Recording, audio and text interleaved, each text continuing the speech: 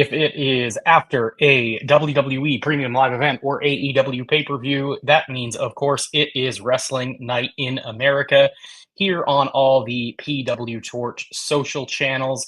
I am your host, Brandon LeClair, and we are, of course, here to talk about night one of WrestleMania 41. The event just concluded a short time ago.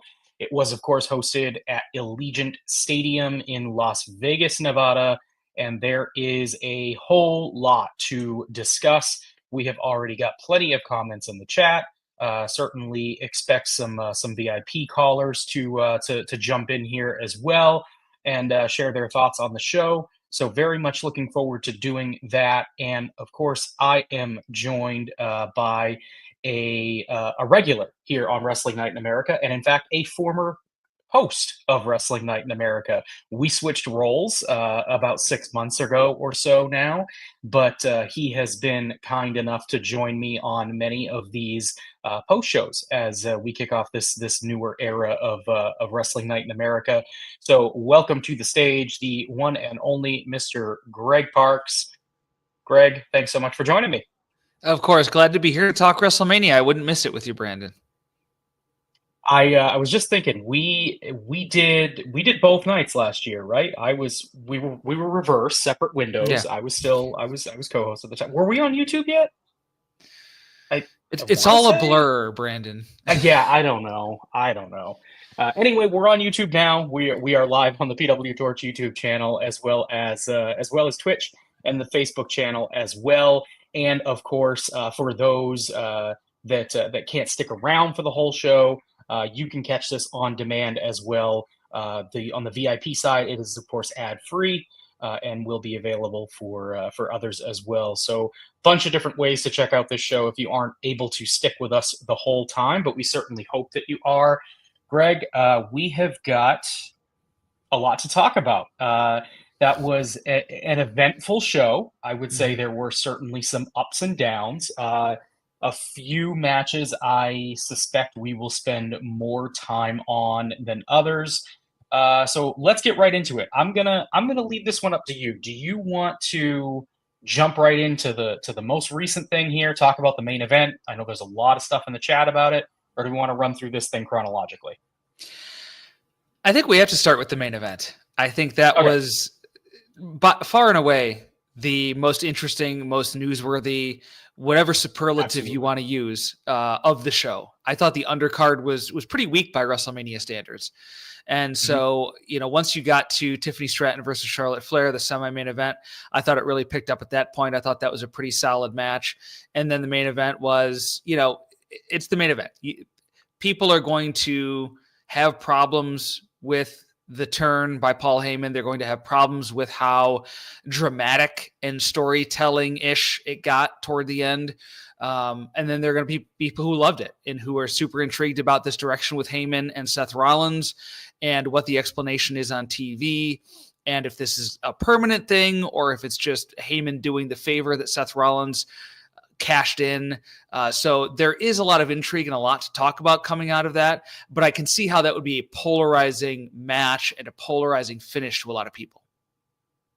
Yeah, I am definitely in the camp of really, really liking this main event. And for me, I think it saved the show in a lot of ways. I was lukewarm, might even be a little generous, my feelings on this thing up to the main event. And I thought that Punk and Reigns and Rollins really had an unadmirable task to really go out there and put a stamp on this thing and send the crowd home happy and really make this feel like a worthy night one. Because up to this point, I just didn't think that there was very much that delivered in that WrestleMania type of way.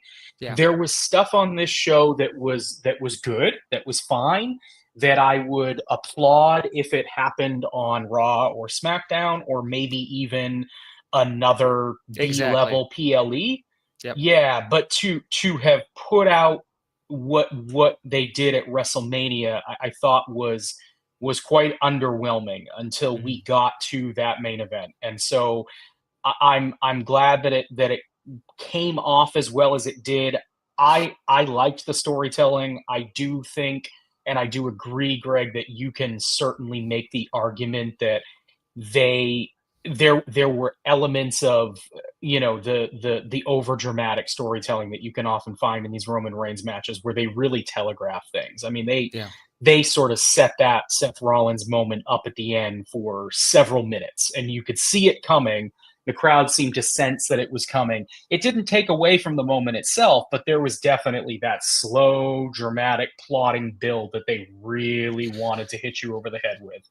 They're not subtle with their blocking, I believe is the proper Hollywood term for where you're positioned relative to the other actors, relative to the scene itself. And, Paul Heyman standing in such close quarters to CM Punk, after handing Punk the chair, you knew something was going to happen. Same thing with Roman Reigns. Reigns gets the chair, gets ready to hit Seth Rollins. Heyman is like right at his shoulder. And so you're thinking, okay, is Reigns going to hit Heyman? Is Heyman going to turn on Reigns? Which the latter, of course, happened. But the blocking was not subtle. The positioning was not subtle, which, I mean, there's not a lot you can do. Heyman is not a quick mover, right? At his age. And you're not going to have him sprint across the ring and low blow someone. So he's got to be in close proximity for that particular move, the low blow I'm talking about. So there, once you decide that's how you want to do it, doesn't leave you a lot of wiggle room in terms of where you're going to position this guy to do this. Yeah. For sure. And we've got a lot of, similar sentiment in the chat.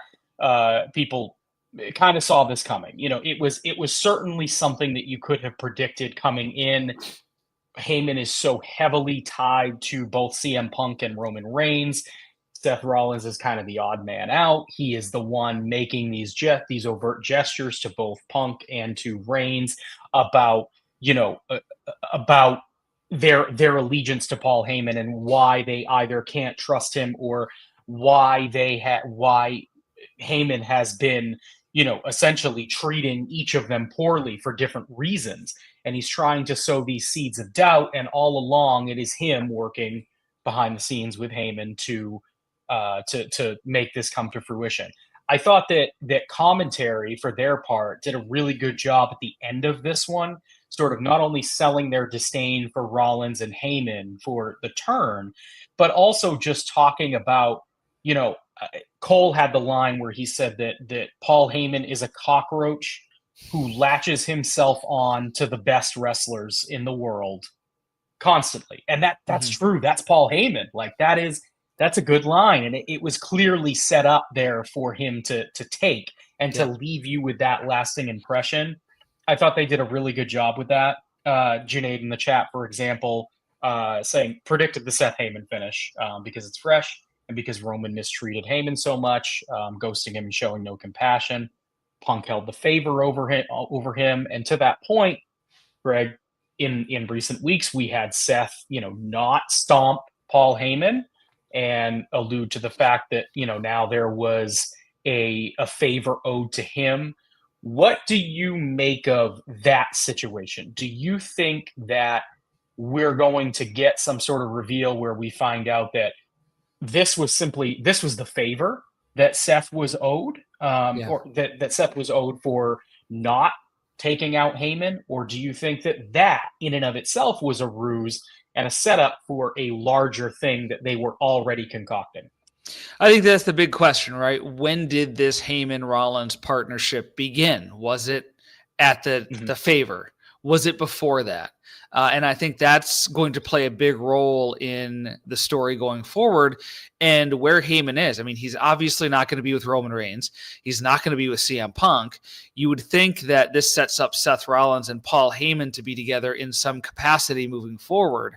And if that's the case, it does seem like the favor was kind of a ruse. Like if you're Seth Rollins and your favor is you want Heyman to help you win or to turn on Punk and Reigns or whatever it is, that's kind of strong-arming Heyman, and then, okay, he does it, and then he goes, I don't know, certainly doesn't stick by Rollins' side, you would think.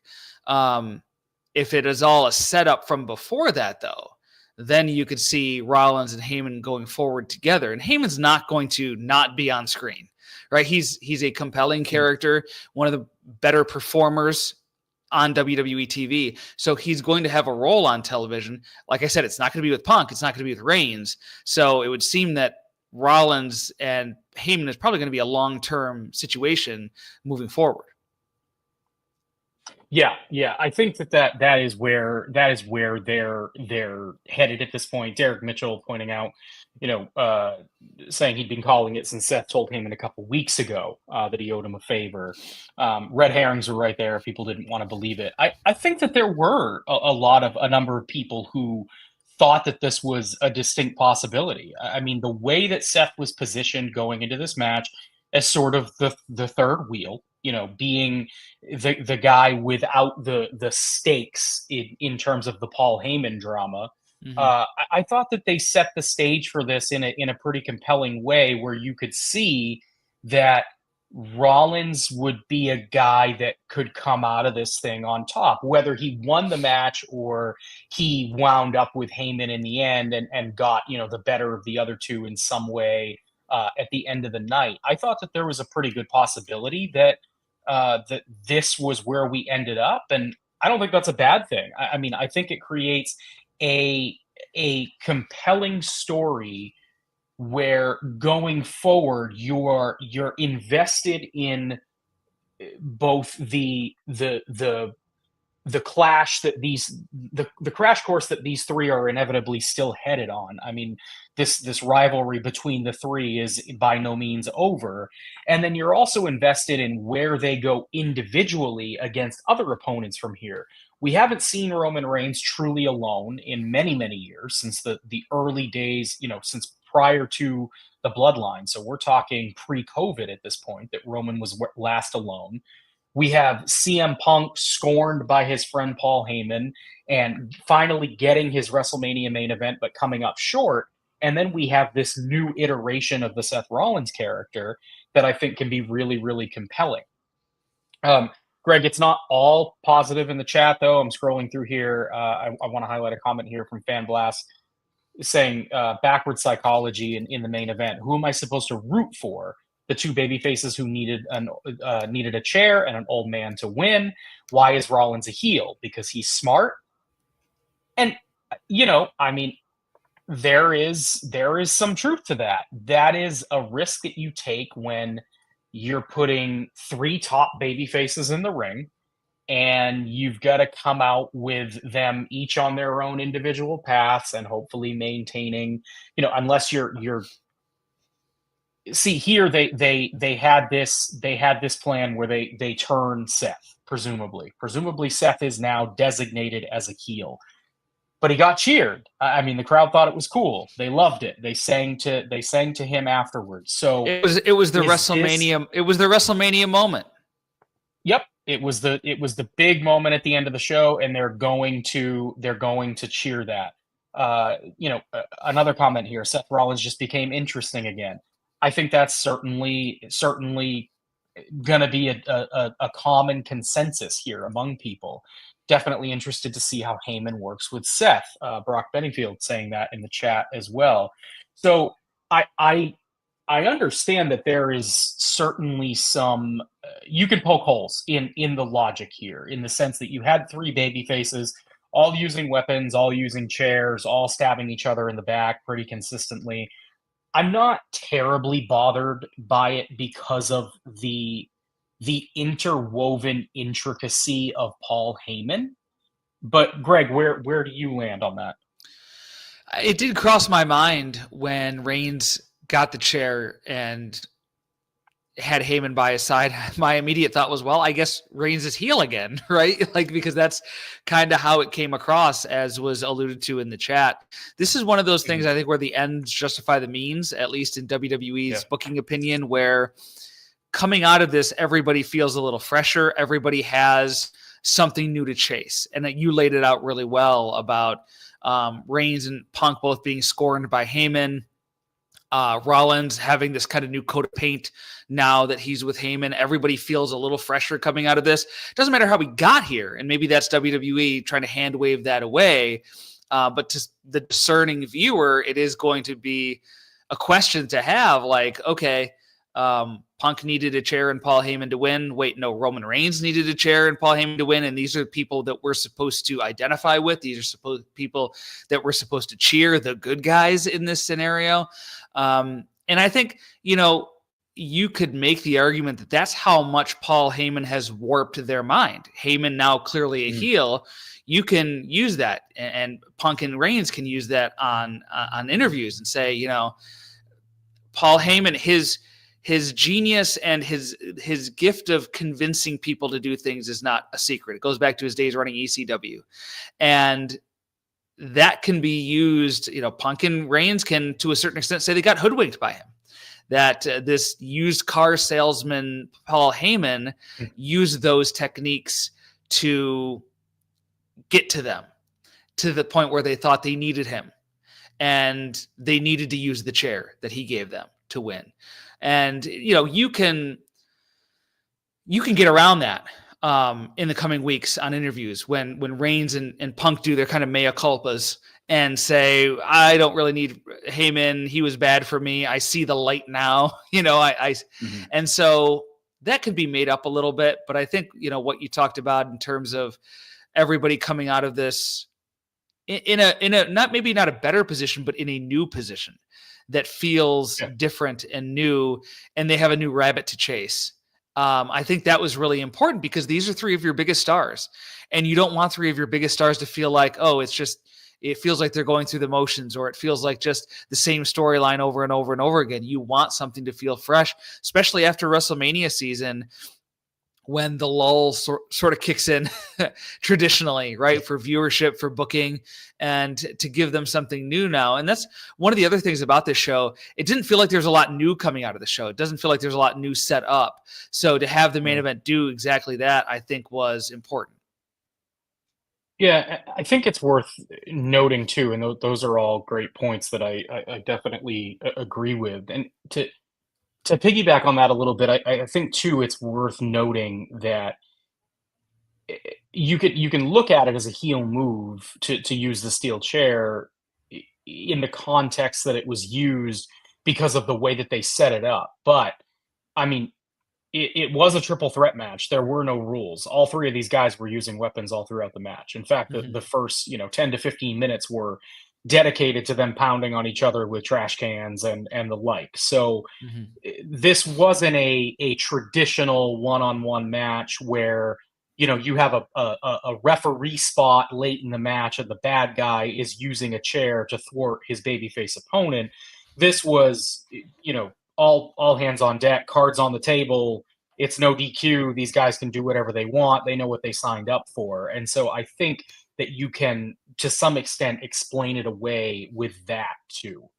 But I mean, maybe a little bit. I think in terms of that situation, it felt like babyface is using a crutch. Like when you're brawling through the crowd and you grab a trash can and hit somebody with it as they did, okay, that's fine, But at that point in the match, to need Paul Heyman, to need the chair, felt a little less babyface-ish than using weapons during the normal course of a match like this, a triple threat where it is legal, as you said.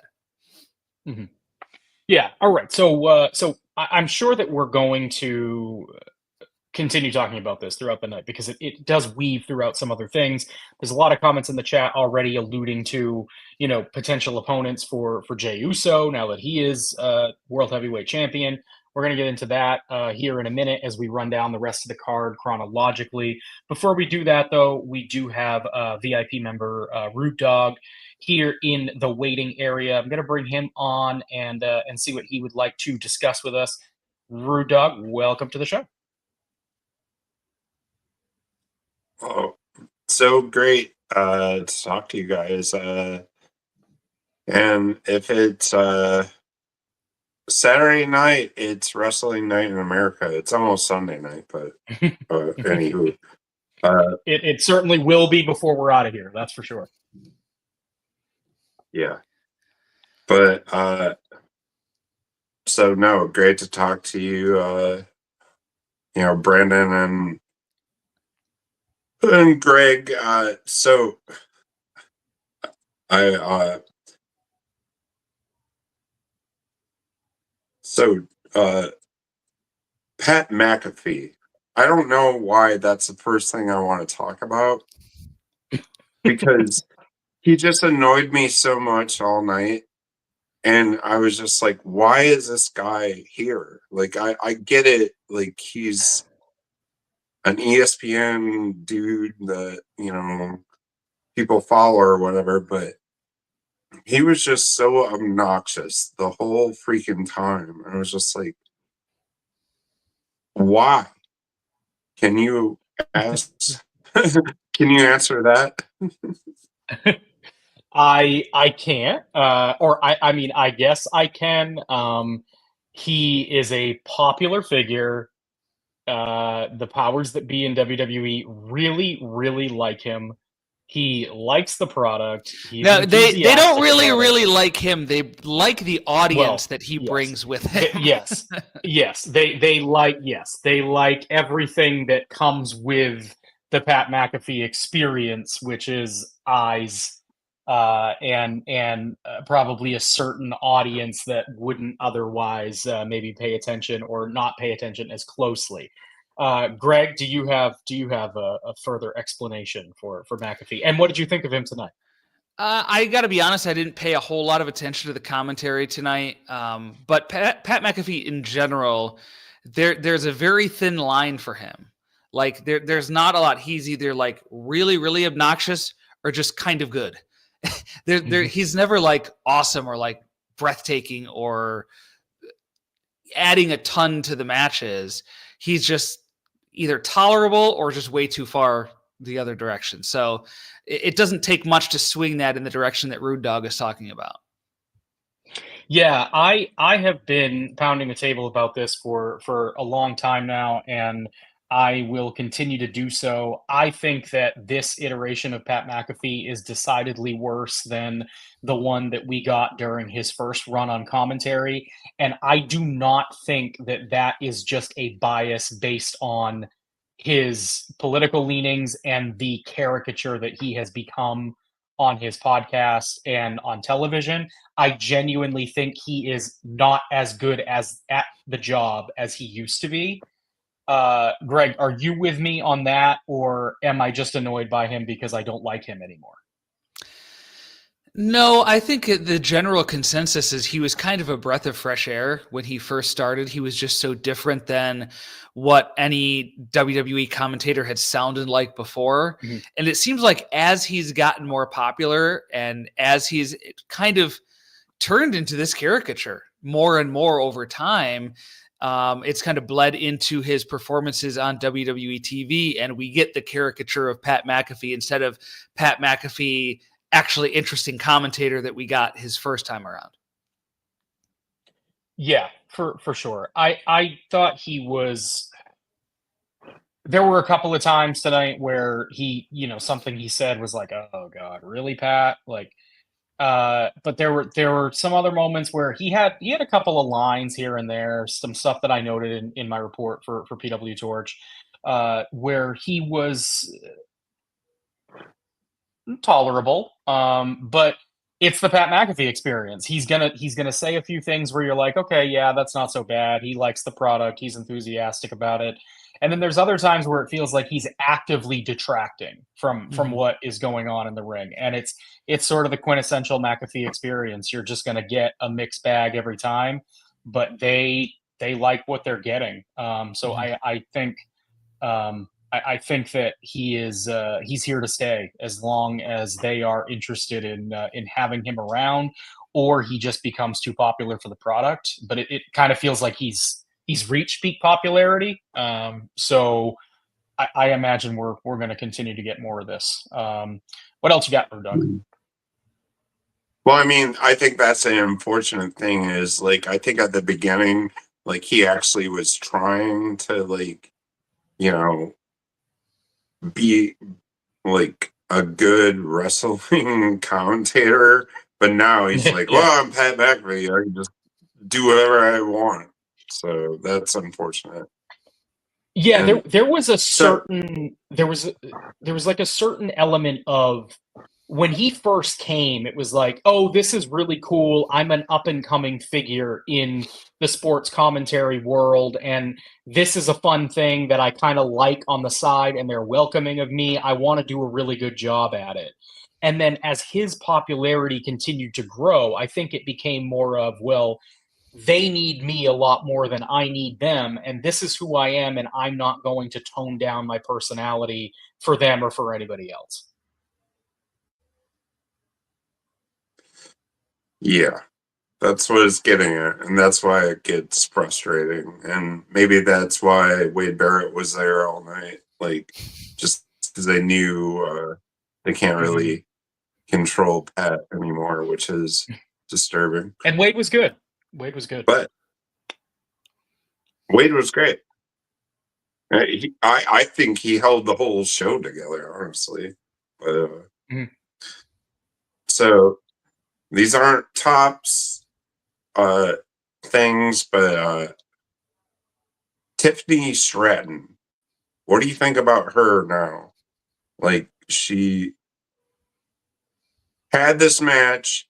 She hasn't really captured the crowd, but what do you think about her going on forward? Go ahead and take that first, Greg. I thought she got a pretty decent reaction tonight, with the caveat that anytime you're in an open air stadium, it's always hard to gauge accurate crowd reactions. So we'll get, as we go, I'm sure, some live correspondence, and maybe we'll get to ask them about their perspective of her reaction and other reactions from being there live. I thought she had a really good match tonight with Charlotte Flair. Extenuating circumstances notwithstanding, and everything that went into the Charlotte and Tiffany Stratton feud, both in front of the camera and behind it. So I thought it was a really strong performance from her. I'm feeling a lot better about her potential moving forward after this match than I did coming in. I think this was a really big match for her.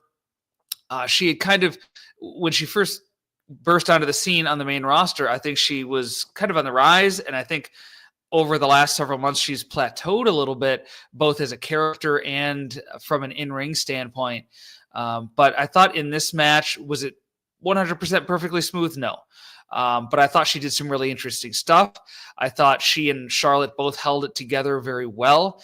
And so I'm bullish on Tiffany Stratton's potential, more so coming out of this match than I was coming in, both long-term and short-term, quite frankly. And a win the quality of tonight cleanly over Charlotte Flair, I think that is something that we've got to take seriously about, what that means for Tiffany Stratton going forward, and how WWE isn't going to be intent on booking her.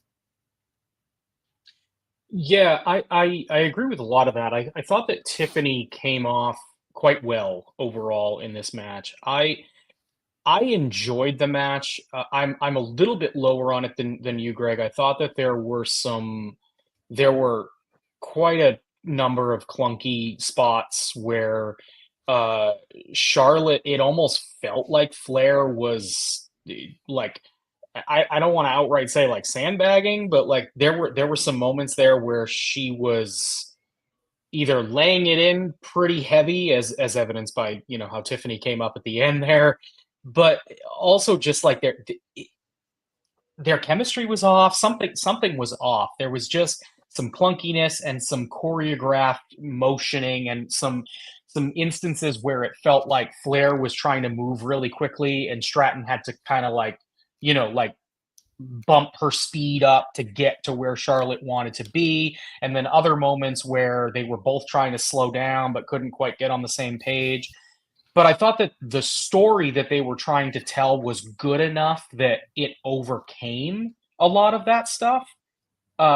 Still, I thought it was a much better night for Stratton than it was for Flair. And I think that the Cole saying what he said afterward, which was clearly, a fed line where they're clearly trying to sell something very specific here. And Cole said that Tiffany may have set her up to be, on Charlotte Flair's level or even surpass her eventually. So there is a lot going into Tiffany Stratton, and I think that this helped raise her stock a little bit tonight, and I expect it to continue to climb. I do think it's interesting that this is coming off the back of the rumor that ran rampant this week, essentially saying that Mariah May would be a likely candidate to move over to WWE once her contract with AEW is up. It sounds like both companies plan to pursue her aggressively. Mariah has frequently been compared to Tiffany Stratton. I personally think that they can coexist in the company, and they're different enough that it works. But I do think that Mariah May is a better version, both in the ring and on the microphone. So it would be interesting to see, how those two, if they're just on separate brands and they don't cross paths, or they do cross paths and you have a bit of the gimmicks kind of overlapping. Greg, where do you fall on that? Do you view May a little bit higher on the hierarchy? Do you think that they can coexist? Where do you land there? I tend to think that Tiffany has more upside from an in-ring standpoint than Mariah May. I think Mariah May is at a higher level than Tiffany Stratton is right now, which, I mean, should not be surprising. Mariah May wrestled in Japan. Mm-hmm. She's wrestled some really high-level AEW matches. Tiffany Stratton is a complete from the bottom up product of WWE developmental. So she just doesn't have the same level of seasoning that Mariah May does. So I do think Tiffany, give her a couple of years and see where she is. I think the potential is there. Now, that doesn't mean she's ever going to get there or surpass it. But I think the potential is there. And I think it would be really interesting to see Mariah May come over and see how they position her relative to Tiffany Stratton and relative to the other women on the roster. I think Mariah May, and I think people have said this throughout the week since this report came out, Mariah May does seem more of a fit for WWE maybe than AEW in some ways. So if she does come over, does she end up on the same brand with Tiffany Stratton? Does she end up on a different brand? We'll see. Cool. Rude Dog, anything else you want to throw at us? Yeah. I'll take Mariah May all day. Like I think she would school Tiffany and make her look bad. So we'll see how that goes. So one more thing, real quick. Rey Fenix had his WrestleMania debut match out of nowhere. I mean, he didn't win, but I mean that was something. And I mean, what do you think of that match? And what do you think about Rey Fenix in WWE? I'm bullish on Rey Fenix overall. I mean, I think that there is certainly upside there. You always kind of wonder if these luchador characters are going to be ham-fisted in any way by WWE creative. Really only Rey Mysterio has ever been given an opportunity to really rise, but they seem super high on both Phoenix and Penta.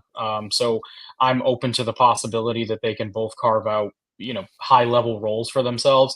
I'm also I'm less open, but I am a little afraid of the possibility that these signings and the influx of that is not at all unrelated to the acquisition of AAA, and that they're going to be looking to utilize some of their talent in that promotion to help give it a boost.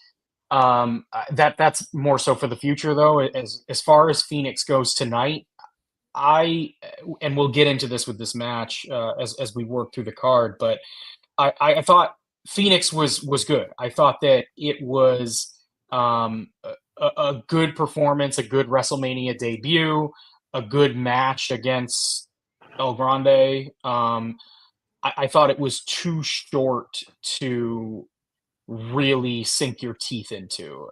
They weren't given enough time to really build any type of crescendo, and so it's hard for me to, grade it, I think, fairly, because it was just what amounted to an 8-minute TV match. Greg, where do you land on this? Yeah, and the story wasn't even about Rey Fenix. It was about El Grande Americano and everything that he was doing. And is he Chad Gable? Is he not? Oh, now he's using this steel plate in his forehead. So Phoenix was kind of an afterthought in this. So, there are a couple of ways of looking at this. First of all, Rey Fenix, for being so new in WWE to get a WrestleMania match already, I mean, that is a huge compliment. Any way you want to look at that. And so kudos to him. Yeah, they could have gone with Dragon Lee instead. And that was going to be my next point. Like, if you were going to have him lose, why not go with the guy who on television for more than a year now has been aligned closely with Rey Mysterio in Dragon Lee? I think Dragon Lee has already kind of been defined down, so a loss here doesn't hurt him. Where you could argue Rey Fenix, being so new to the WWE audience, needs to be protected a little more.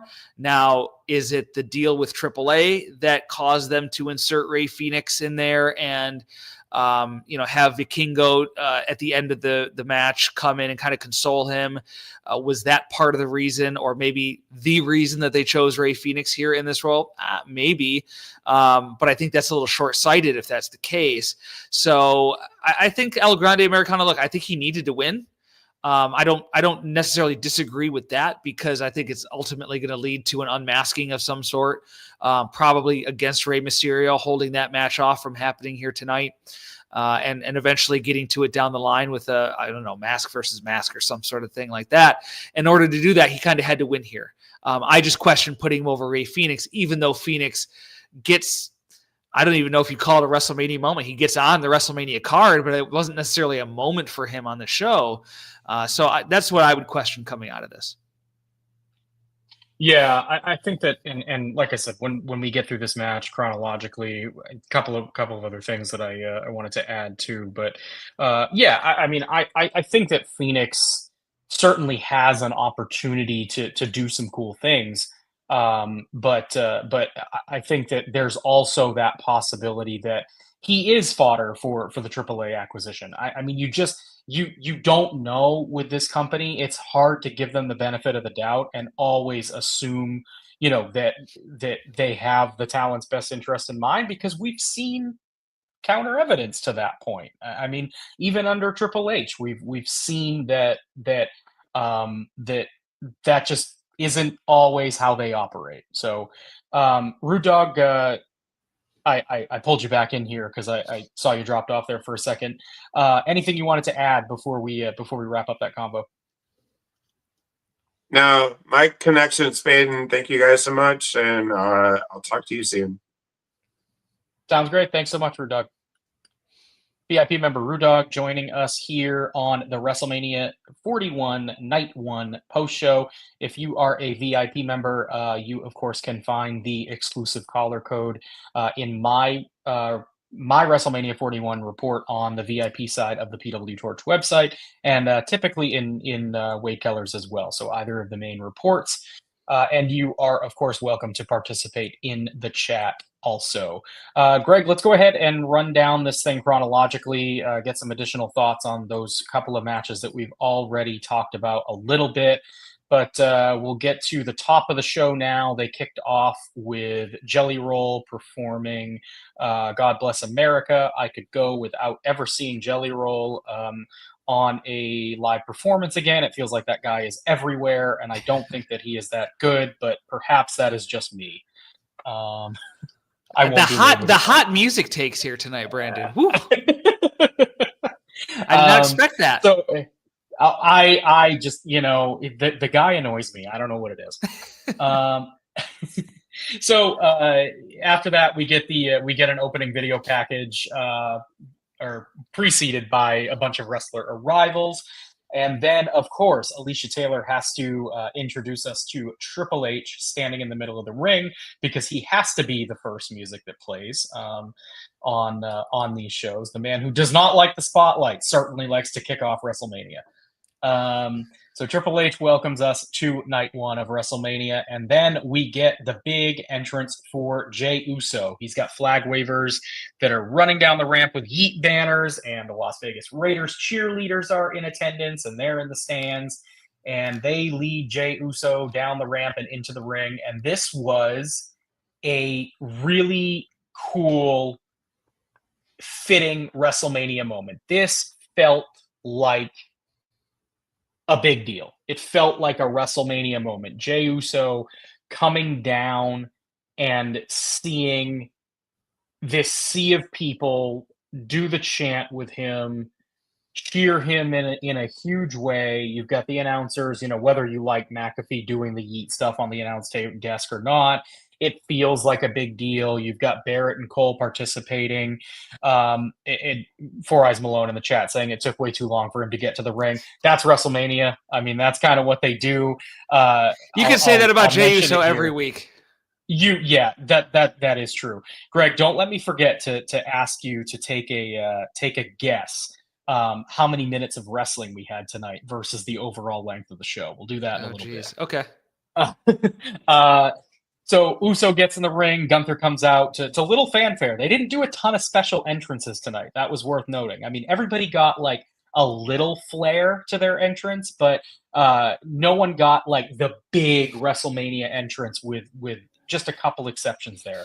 So the opening match, of course, Gunther, Jey Uso, World Heavyweight Championship. Jey Uso wins this one in a little over 16 minutes to capture the World Heavyweight Championship. Finally, after going 0-3 to Gunther, 0-6 overall in singles title matches. That's a stat that Cole threw out at the beginning of the match that I thought was really good. He wins this by tapping Gunther out to the trap sleeper that Gunther usually uses. And he, throughout the course of this match, the story that they told was that Jey kept getting overwhelmed by Gunther, but he was able to survive by stealing a lot of Gunther's offense. And that's kind of the story they told here.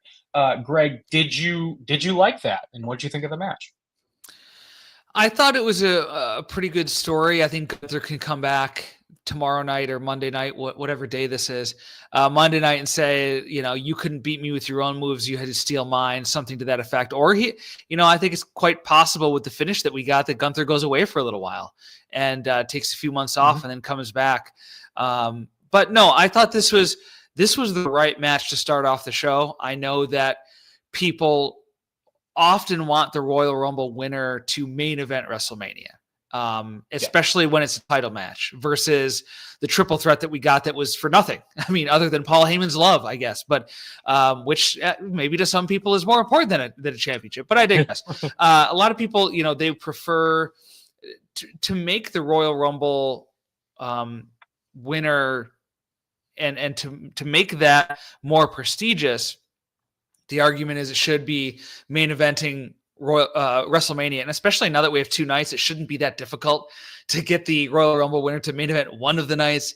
But I thought this was also the perfect opener to WrestleMania. And I wonder if this had been at the end of 4 hours, would the crowd have been as enthusiastic for Jey as they were when he opened the show? So I thought it was really the perfect way to open the show.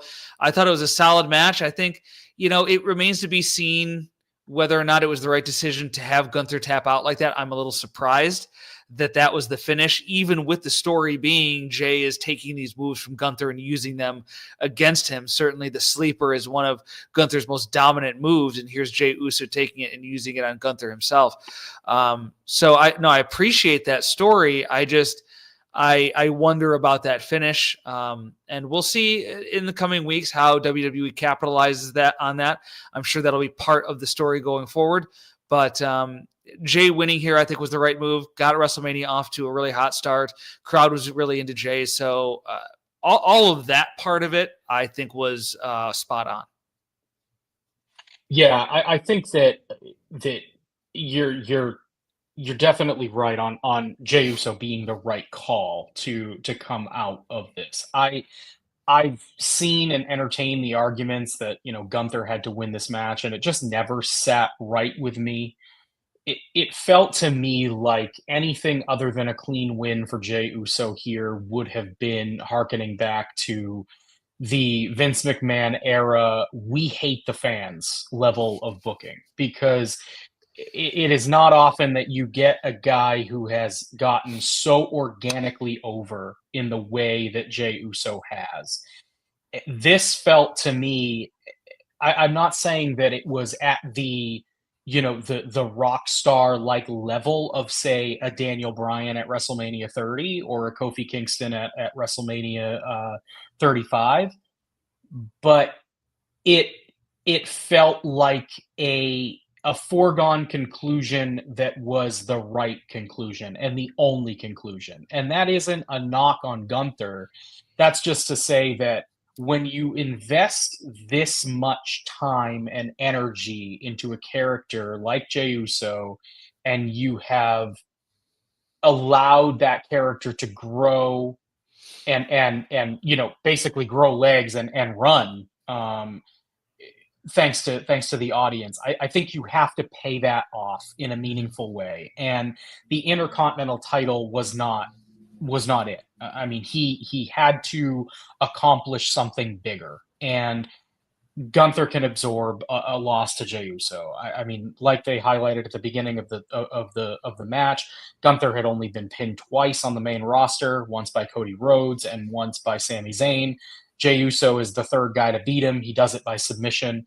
I am with you, Greg. I could take or leave the submission finish.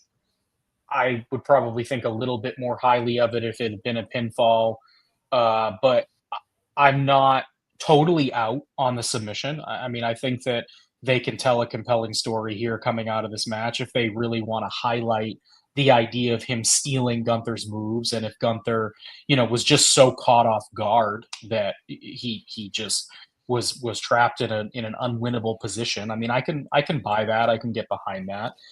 But I think that there's some interesting things to talk about in the fallout here. And one, of course, being, do you think that this is a long run for Jey Uso, or do you view him as more of a transitional champion? And if so, where do you see that going? Well, for Gunther, before we move off of him, I will say I think his reign kind of stagnated a little bit, and I'm not sure had he won tonight what would be next for him.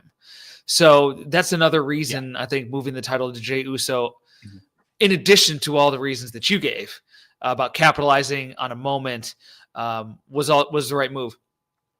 I think a lot of, in terms of Jey and short-term versus long-term champion, I think a lot of it depends on where things shake out after the draft. I would expect a draft to come up here within the next month and a half, and that could really change the top of the card. Because, I mean, we could sit here and look at, okay, who's at the top of the Raw roster that Jey Uso might feud with, but then in a month when the draft happens and everything's shaken up, then it's a completely different direction.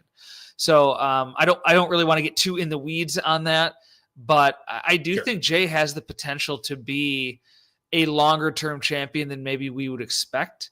But I also wouldn't be surprised if it's short term, right? I mean, I think it could go either way, and that's the great thing. When Cody Rhodes beat Roman Reigns last year at WrestleMania, you knew he was not losing it the next month. You knew he was not losing it the month after that. So it took a little bit of the intrigue out of those pay-per-view title matches he would have within the first few months after he won, because you knew he wasn't going to lose it right away.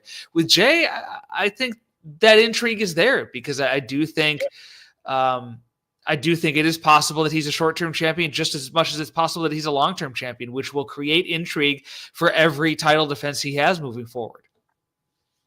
Yeah, Rivers Westwood in the chat saying Seth's going to get that world title. And that's just the most recent of a long line of comments saying that Seth is going to be the guy to take it from Jey and do it in relatively short order. Mm-hmm. I think that's a strong possibility, especially if they really want to push the partnership with Paul Heyman, and they think that it's going to be a long-term thing. And Sadler as well. And you have that Paul Heyman history with Jey Uso too to draw from. Yeah, definitely. Yep, and Jey can take issue with Seth and Heyman screwing Roman over. That is absolutely a strong possibility for sure. Before we move on to the next match, Greg, I do want to highlight a super chat here from Reggie Brown earlier on in the night. So that now that Jey has won, who so far has had the better career, Kofi or Jey? I'll let you take that first. Who has had the better career up to this point? I would say probably Jay, just because, Kofi has the longevity and the New Day, but Jay, I don't think the Usos have as many titles as New Day does, but in terms of longevity as a tag team, they're right up there. And I think to a certain extent, those two tag teams are intertwined in their history pretty extensively in WWE. They've had a lot of matches against each other. But in terms of singles, Kofi does have the big win. He lost the title pretty unceremoniously to Brock Lesnar, as we all know, the first episode of SmackDown on Fox. But Jay's been involved in the Bloodline feud, which has helped to a certain extent reinvigorate WWE creative. It's led to an increase in interest in the WWE product over the last few years. And he gets credit for that. I mean, he's a maybe not the reason for that, but he's a big reason, and his part in that storyline is a big reason for that interest, and it's a big reason he is where he is today in terms of winning the WWE Championship. So I would give the slight edge to Jay, even though Kofi may have more longevity. I think Jay's relevance at the top of the card, even if he himself was not a main eventer for a super long time, just being in the mix with Roman Reigns and the Bloodline, I think gives him the nod. Yeah, I'm going to take the same position for much of the same reason. I think that there's sort of a split here. You can, in terms of in-ring work, I think that if we want to talk about as a singles wrestler, the advantage clearly goes to Kofi Kingston. I don't think that there is much of a argument there. I think Kofi is clearly the stronger singles wrestler. Tag team wrestler, I think that they're pretty darn even, and I might even tip the scales a little in Jay's direction if we're talking purely in terms of tag team wrestling. But where Jay wins out to me is the participation, involvement, and execution of major angles over the course of his career. And the majority of that comes from his work in the Bloodline. Jay was so integral to Roman's development as a heel character. And I think sometimes we forget how important he was to that character really, really taking off.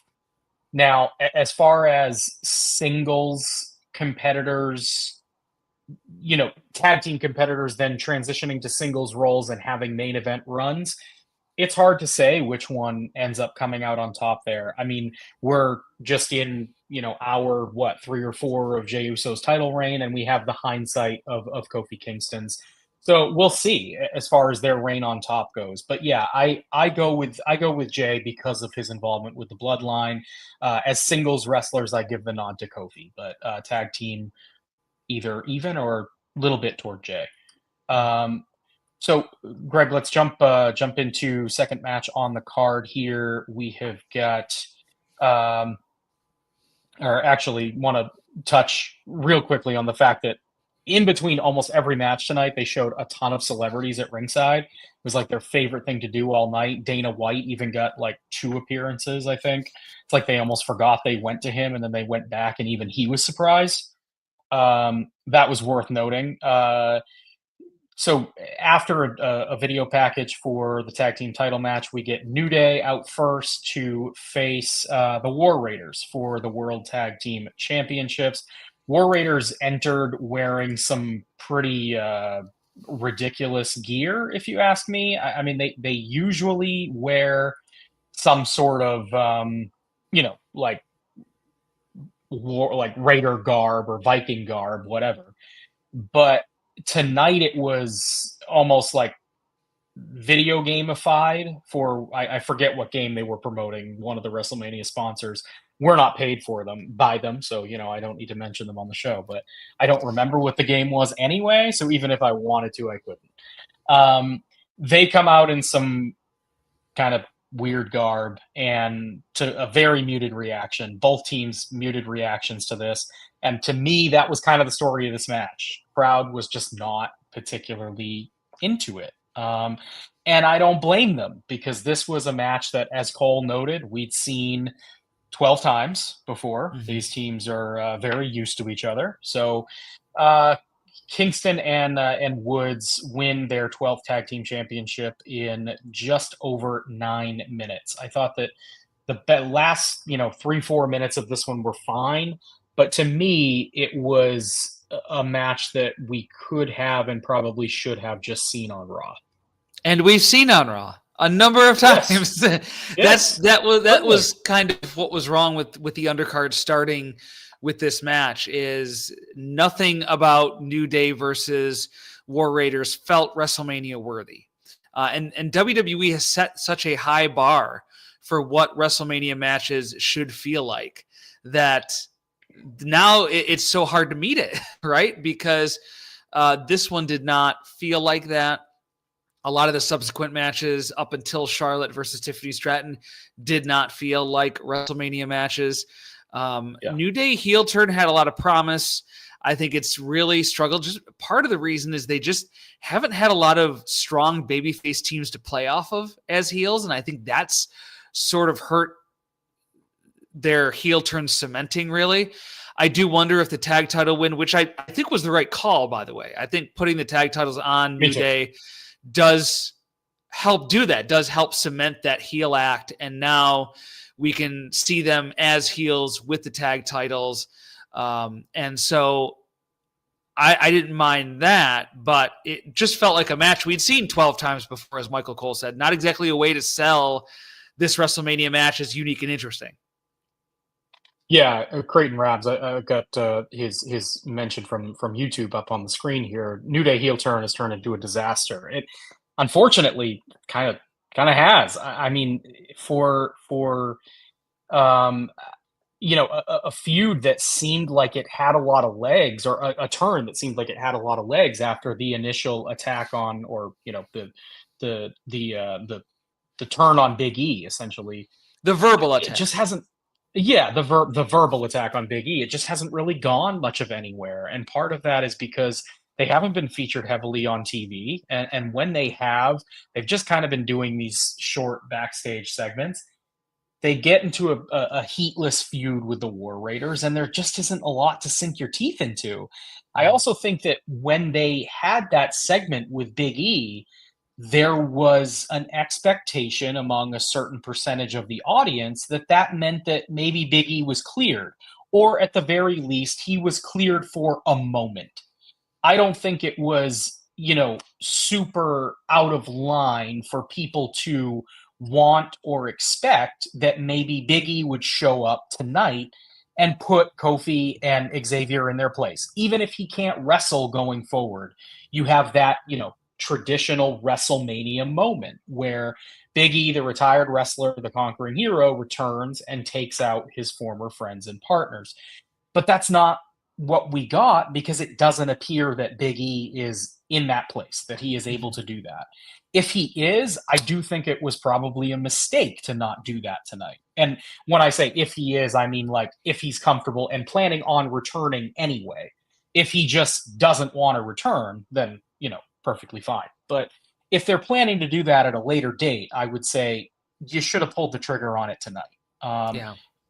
But I agree with the notion overall that getting the titles on New Day at this point gives them the best opportunity to make something out of this turn. I don't think that the War Raiders run has been particularly noteworthy. Despite being really talented in the ring as a team, they haven't really gotten over in any significant way. So I do think that at least getting those titles on New Day gives a fresh opportunity for both them and the Raw Tag Team titles. Also, it's worth noting, too, that they put this match on the show when they had also just scheduled a TLC match for SmackDown next week, which it's kind of like, of the two tag team title matches that you could have had on this show, why not take the really fun TLC one instead of the one we've seen on Raw 12 times? Yeah. I think that was my reaction too in the lead up to this. Is I was fully expecting a multi-team SmackDown tag team title match to make one of the nights of WrestleMania. And then they just ended up doing a straight 2-on-2 match on SmackDown Friday night with the Machine Guns and Street Profits. And then, as you said, the TLC match coming up. And it's like, I feel like we skipped something here. We skipped the multi-team match at WrestleMania because DIY is involved and Pretty Deadly's involved and Street Profits are involved and Machine Guns are involved. There's your 4-way tag team match, which they love doing stuff like that on WrestleMania to get everybody on the show. And I was really surprised that they didn't do that this year. Yeah, Junaid in the chat saying, wonder if Big E was maybe going to return, and then WWE found out it's not imminent or he may never return. And they went cold on the New Day heel turn. That's a possibility too. I mean, maybe when the verbal altercation happened, they thought that they had Big E lined up for a moment, and then it just kind of fell apart on them. I'm not sure. Maybe that's something we find out at a later date. Rude Dog, who was here on the show with us earlier, saying New Day should join Karrion Kross, which, with Kross's resurgence on Raw, I mean, Greg does not like this. Greg, you call that a resurgence? That's a very generous use of that definition for what Karrion Kross is doing on Raw. Well, when you're as low as Karrion Kross was, being regularly featured on TV, it's. I don't know. I can't get on board with that. Greg hates Karrion Kross. You heard it here first. All right. Yep. You got me. I honestly, you know what I most closely associate Karrion Kross with, really and truly, and why I can't get behind that character? To me, he represents the death of Black and Gold NXT. Like, that is when that brand went downhill, was during his run, and it never recovered. And I can't get over that. That's just how I view him. So you blame the death of NXT Black and Gold on Karrion Kross? No, I associate the death of Black and Gold NXT. You heard it here. Brandon blames Karrion Kross for the death of NXT Black and Gold. See, I can play that game too. Solely responsible, yes.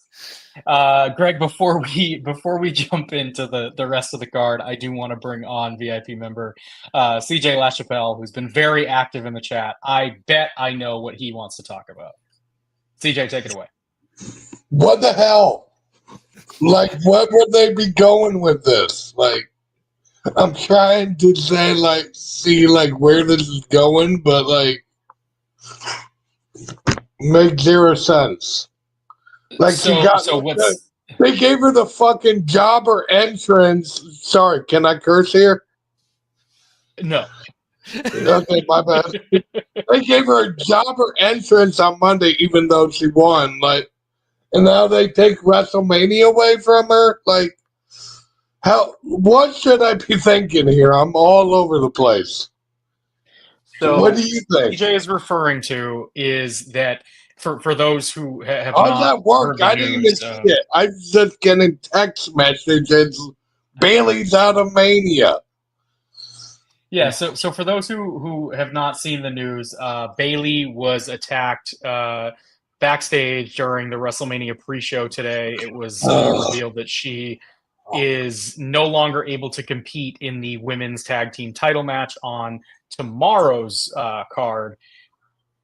It appears as though this is in no way confirmed, but this appears as though it is a setup for Becky Lynch to make her anticipated return, and that she will be the one replacing Bayley in the tag team match with Lyra Valkyria. Greg, is that your assumption here?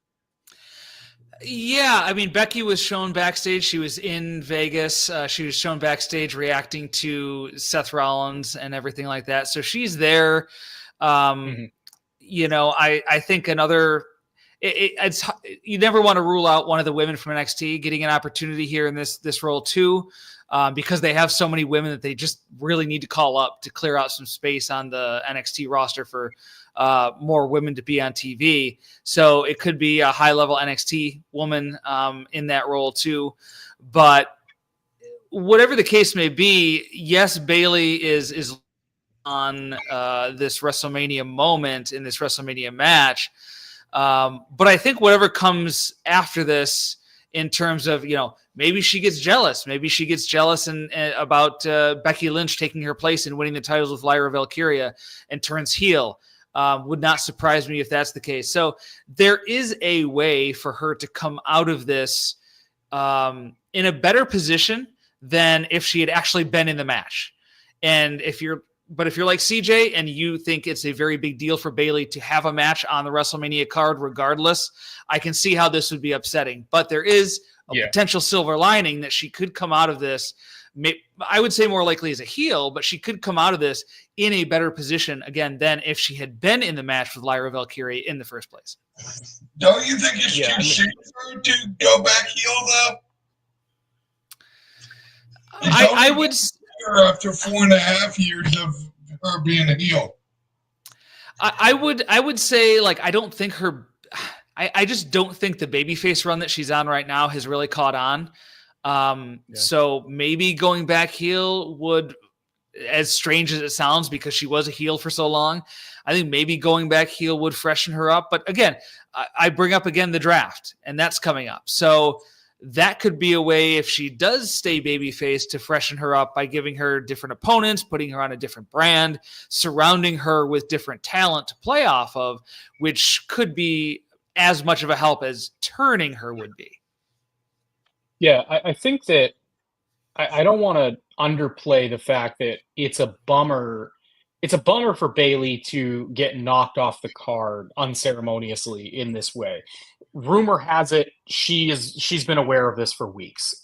We don't know, we don't know the details of that. We don't know if that's the truth, if that's just, something someone made up or what. But that's the reporting that's out there, that she's been aware of this situation for weeks. So if that's the case, she's had the time to grieve and realize that she's not going to be part of the card. And perhaps she knows what's coming down the pipeline and is really excited about it. I think that I am with Greg in the sense that if it is Becky Lynch, all signs point to it being Becky Lynch. If it is her, then a tailor-made feud with Bayley coming out of WrestleMania season in what will be a main event level spot by default, because it's Becky Lynch, is better for Bayley long term than having what I think most would consider a pretty meaningless match at WrestleMania and then maybe just floating around the mid-card as a babyface. I think that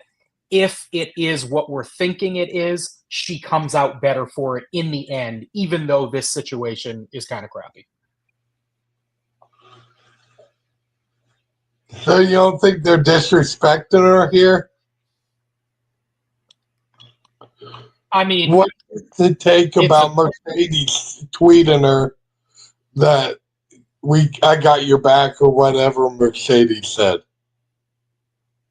You think she's just in on it? Bayley feels like a WWE lifer to me, but I mean, you never know. I keep on saying Bayley's too good to go to the minor league, but at the same time, if she's not going to get the respect she deserves in WWE, maybe she should consider it. Well, I mean, that's the thing too, is that again, should I take anything about her getting the jobber entrance on Monday? Do you think that means anything? No, I don't think that means much of anything. I mean, they've done it on occasion with different people because they've been short on time or something runs over or whatever. I wouldn't read too heavily into that, especially if she launches into a program with Becky Lynch. I mean, if that's not what happens and we're sitting here next week, after everything unfolds tomorrow, and it's just Bayley was off the card and there's nothing here developing for her, then I think it's a little more pertinent to, kind of go down those rabbit holes and explore what might be going on. But until we see what they have planned for tomorrow, I think it's probably best to just kind of stand pat and wait to see how at least tomorrow night plays out and see what they've got coming for her. Because I agree with Greg. I do think that this might be better for her in the end.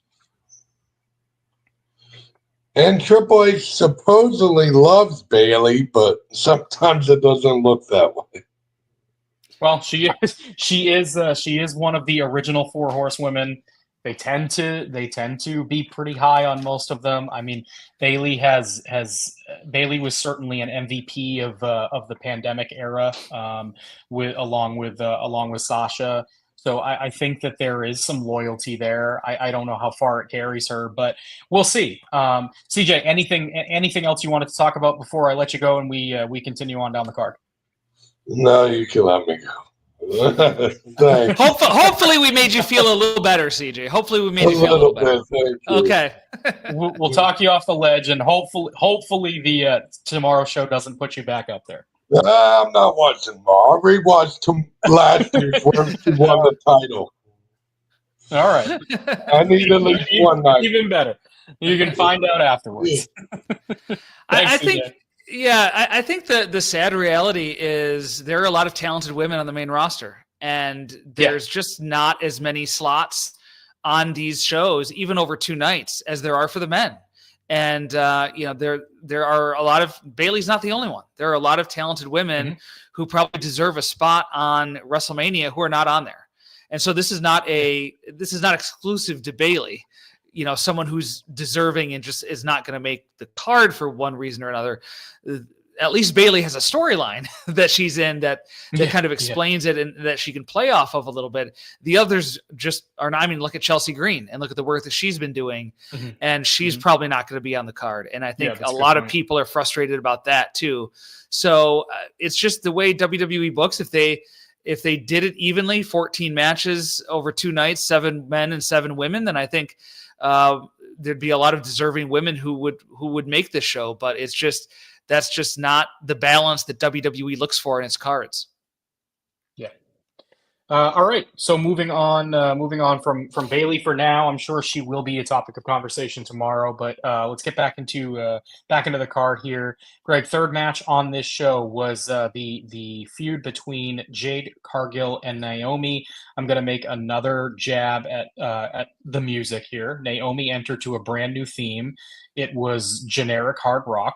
I know that the glow theme does not suit her, but neither does one of these, generic guitar-driven rock songs that they've been saddling a lot of wrestlers with. I thought that the music department was going to improve when they moved on from Def Rebel, but it still sounds like Def Rebel to me. Anyway, this one goes just under 9 minutes and 30 seconds. Jade Cargill, your winner.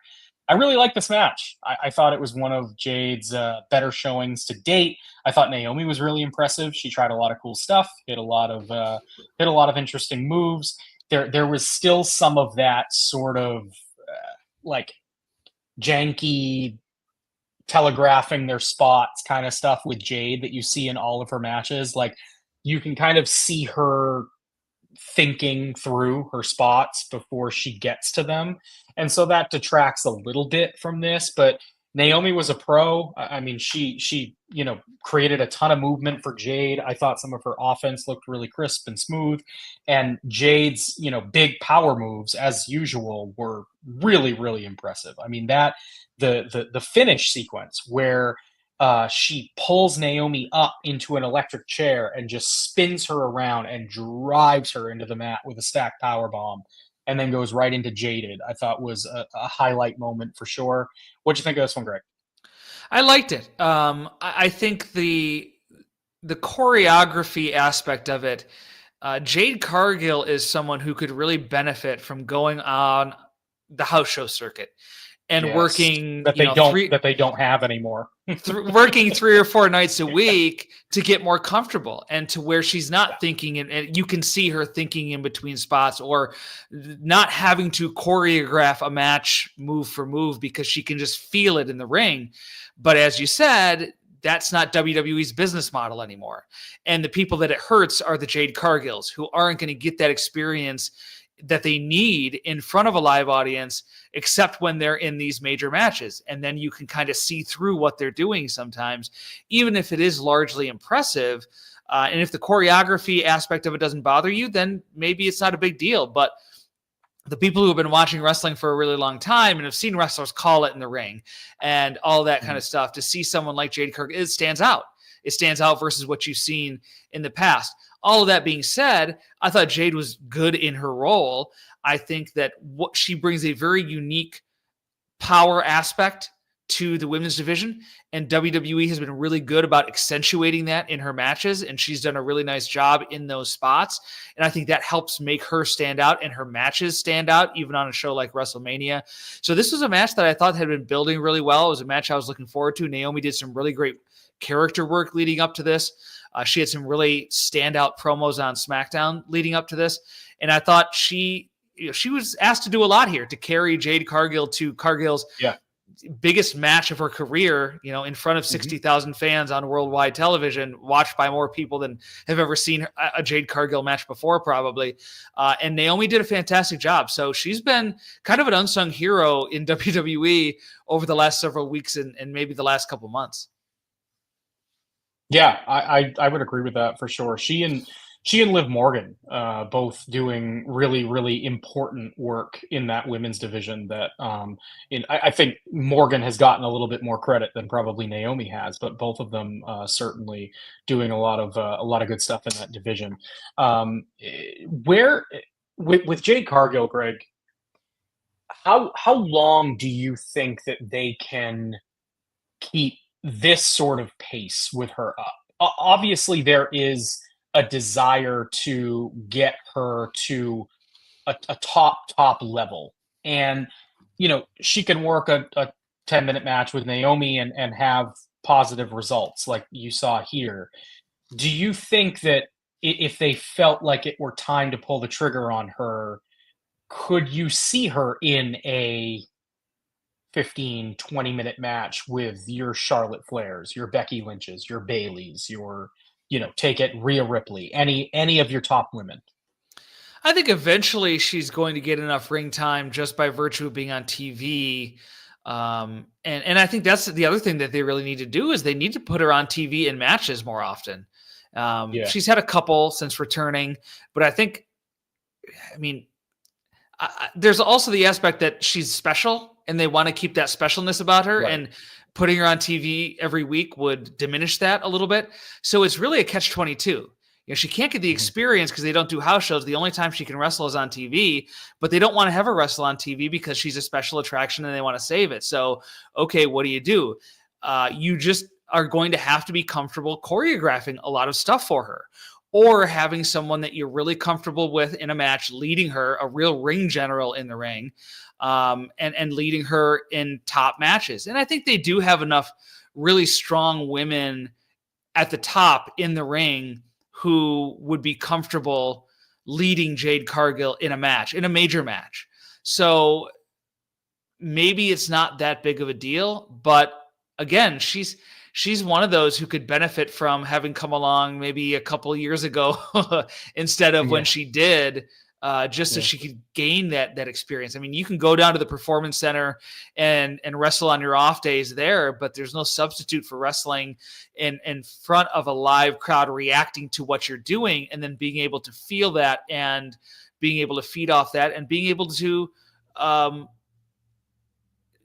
to respond to that in the ring. And there's just no substitute for that.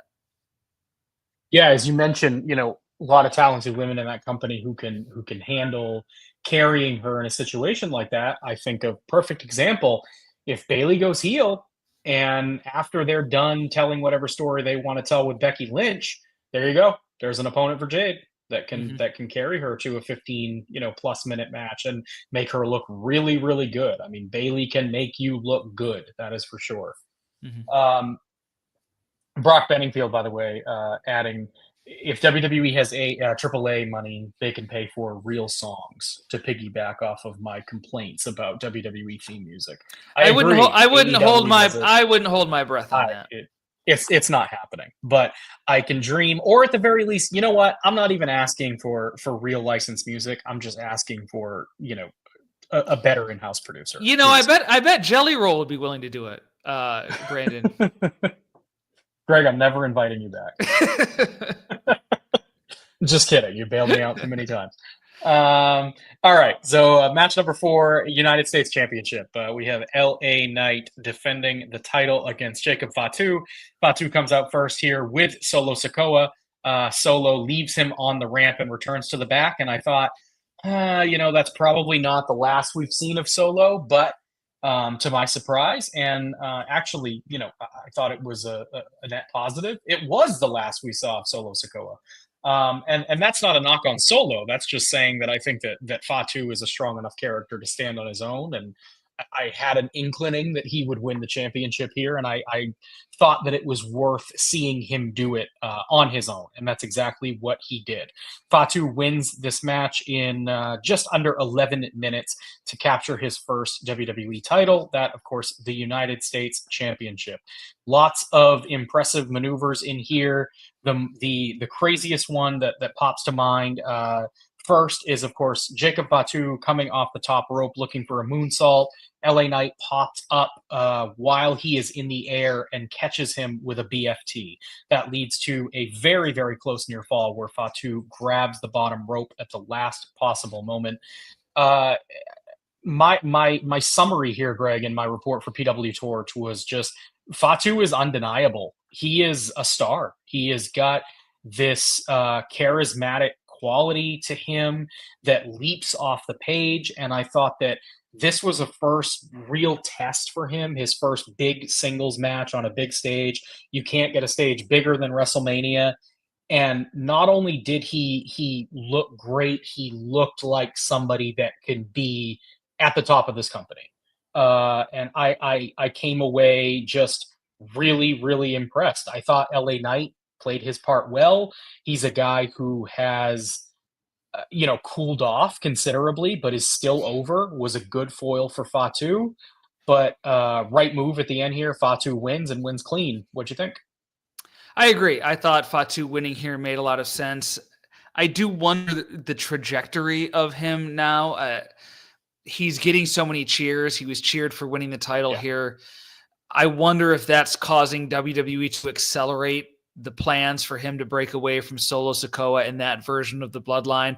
It always seemed like that was going to be the plan at some point, but I wonder if it's kind of kicked up a gear now that he is getting so many cheers, and WWE's not booking him to quell those cheers. They're having him attack somebody and then go back as the fans are chanting that they want him to go back, and he hits another move on them. So that's playing into the cheers rather than kind of resisting it and holding off. So I do wonder what this is going to do for his relationship with Solo Sikoa. He's another one, kind of like Jade Cargill, where I kind of wish he was treated as more of a special attraction.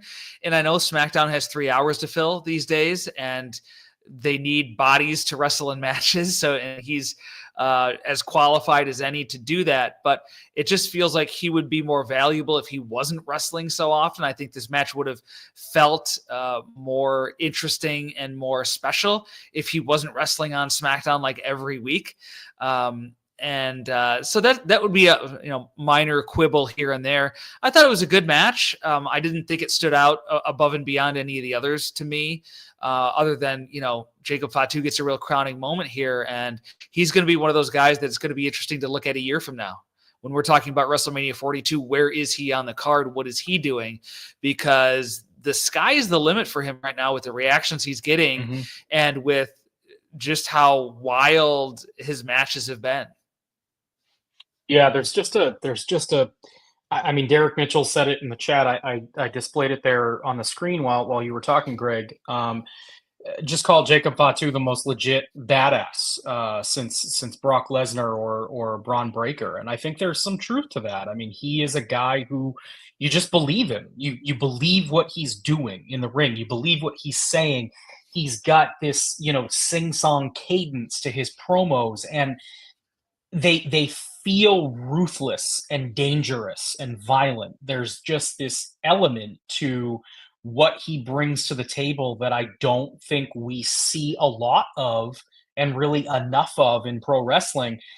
And it allows him to stand out in a really significant way. So I expect big things for Fatu. I think that this was a really good opening salvo in the story.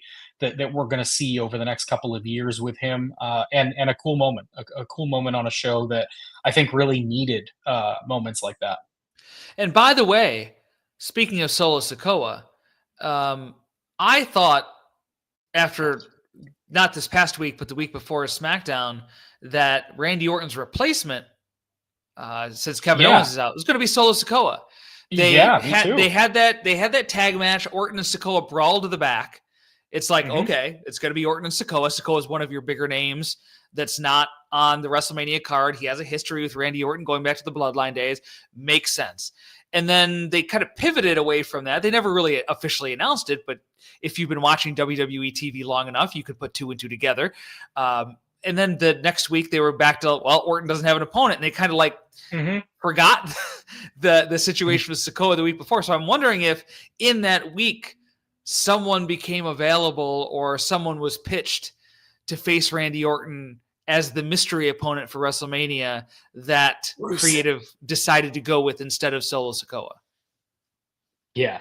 Or maybe it is Solo and he's the mystery person. What a disappointment that would be. That would be quite a reaction from the Las Vegas crowd. And by that, I mean no reaction. Solo has fallen from grace. I can't imagine that he is the guy that they choose, given the way that he unceremoniously took the fall on SmackDown on Friday night to LA Knight. I don't imagine they will put him in that position.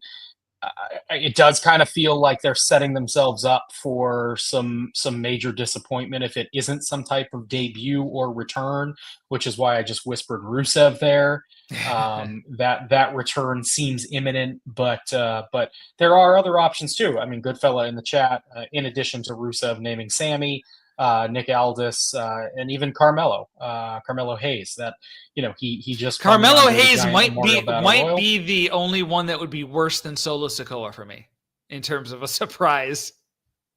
Yeah, I mean, would it?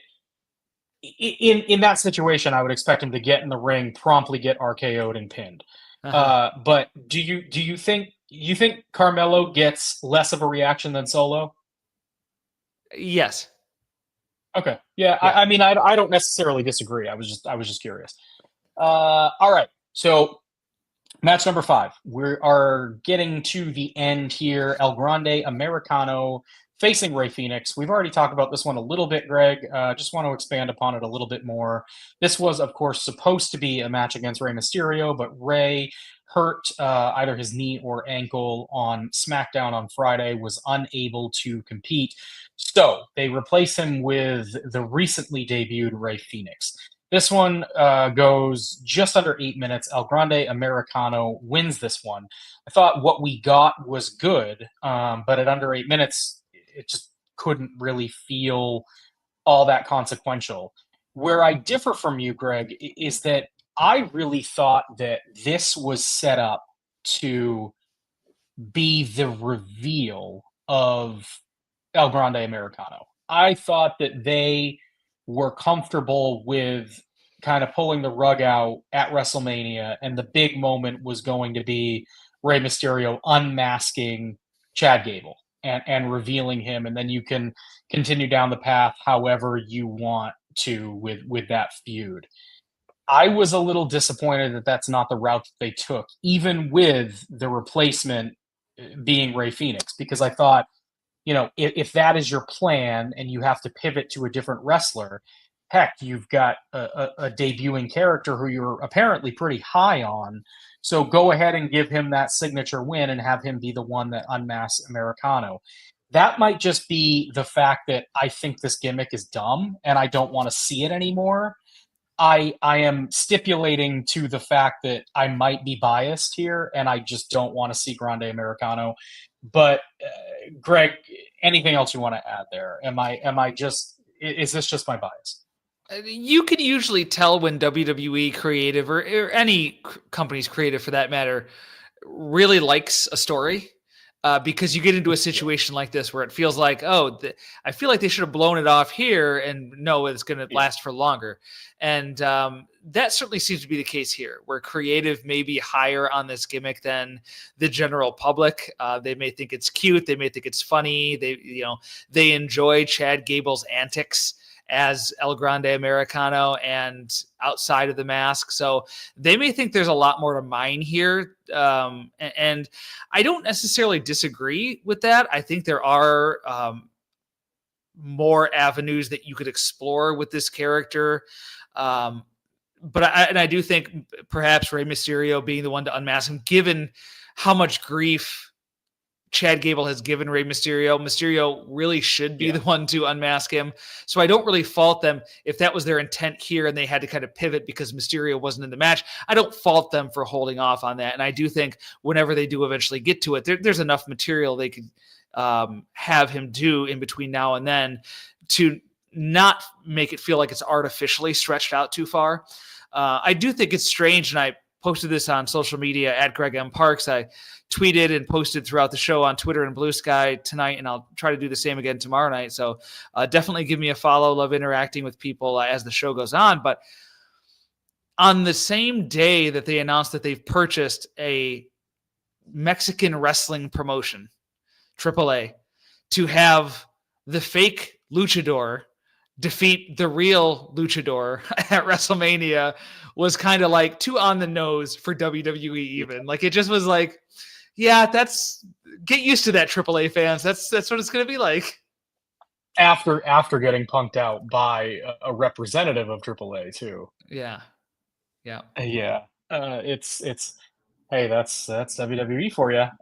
They did announce, by the way, that the first opportunity to see AAA under the WWE umbrella officially will be June 7th. They are promoting a co-promotion event between NXT and AAA called Worlds Collide, and that will be taking place at the Kia Forum in LA. So they're moving into AEW territory because they are frequent renters of the Kia Forum. So that will be interesting for sure. After this, we get a Shawn Michaels appearance. He's out there to announce the WrestleMania Saturday attendance. It's 61,467, by the way, for those curious. I don't know how legitimate that number is, but I'm sure we'll find out soon enough.